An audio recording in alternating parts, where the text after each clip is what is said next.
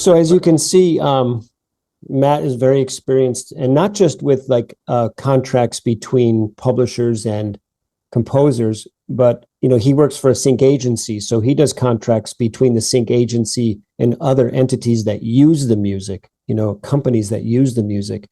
So he has a good overview of all this. I think Gary Pickus, you had your hand up. Yeah, this is a great discussion. It of course opens up several cans of worms for me because of all the stuff that I have floating around. And just so you know, Matt, Gary has like hundreds of songs. He's been in the business for years and years and has quite a catalog. Oh, wow. Hi, Matt. And I have a lot of music trapped in different publishers that I'm having very difficult time connecting with to try to get them back. But I'm going to ask specific, rather than get into a 4-hour conversation, I want to get into something very specific that has to do with companies that do a lot of sync for TV and film, especially, and one of them in particular that I've been dealing with because they took a group of my songs a few years ago. They put reversion clauses in the contract, but I didn't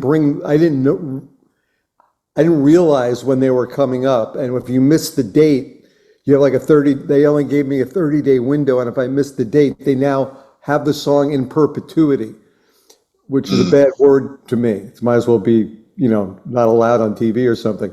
But if they did not pay for the song, I paid for the production of the songs that they have with them.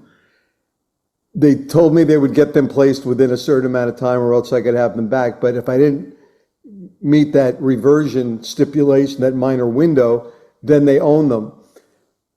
My question is, there are a couple of them where I did miss that window, and I don't think, and we didn't get to the consideration aspect of as a prerequisite for all contracts.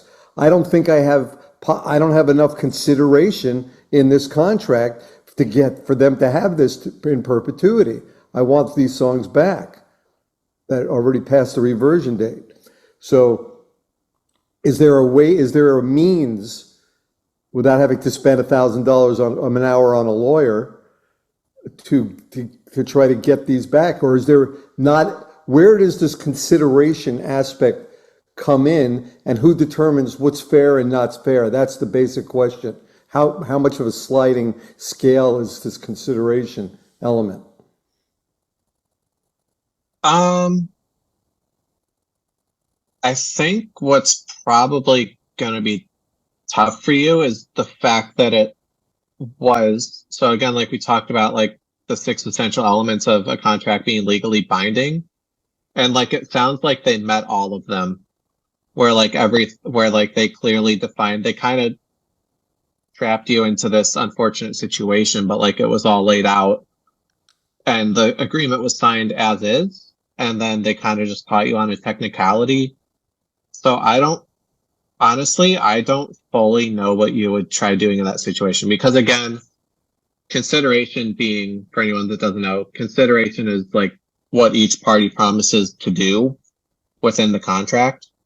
Like, what will you do for me? What will I do for you? And it sounds like,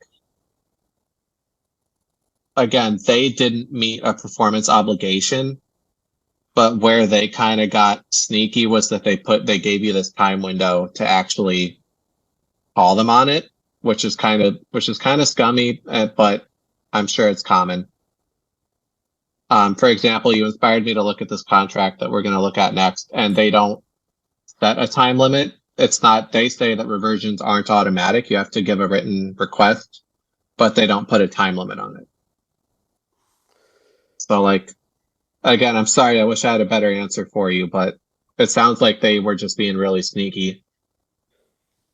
Yeah, and there's got to be some recourse at some point. That's all I'm saying. And that's true with the staff deals that I had in the past, where these companies haven't given them, they won't even take an offer.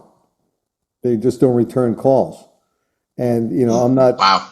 Yeah, it's rough for me because I'm taking extra care about what I do next, because I don't want to lose control, or I have to just have this other mindset where I don't care, release the stuff anyway, shop it anyway. They get the publishing, they go for a free ride. They didn't do anything. but I don't like seeing this music held up. You know, I don't think it's a valid reason for me to not still try to exploit it, because at least I still have my songwriting. It's very tricky and it's problematic, but I'd rather try to get some action, I think, in the long run. Yeah, I understand. I'm sorry that happened, but yeah, I guess the lesson and the point there is that it is always very important to read. With like label deals or master recording deals, it's more common to have a particular reversion date, whether it's like in 5 or 10 years where your masters come back to you. That's what we see with like artists who are re-recording their stuff. It's because they got the rights back to be able to do that, you know, after their 10 years or whatever. In publishing, that's not always guaranteed. And sometimes, especially these days with like sync and all the monetization avenues for publishing, there can be these performance obligations that exist. And if they don't, it can be like, if they fall below it, then you get your rights back. If they fall somewhere in the middle ground, then maybe they just get a few more years. And then if they like hit the top tier of the performance obligation, like in this example contract we have, then they take the publishing for the life of the copyright. Okay, so it's always very important to read those. I don't want to dominate this, but if some later or at some point you can get into the issue of music that you have in your company that's been sitting for years that you own, do you ever negotiate with writers to give some of that back? So we're a sync agency that doesn't take any rights.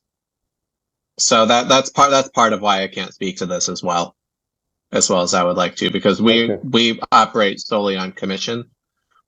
We don't ask for administrative rights to masters or publishing or anything.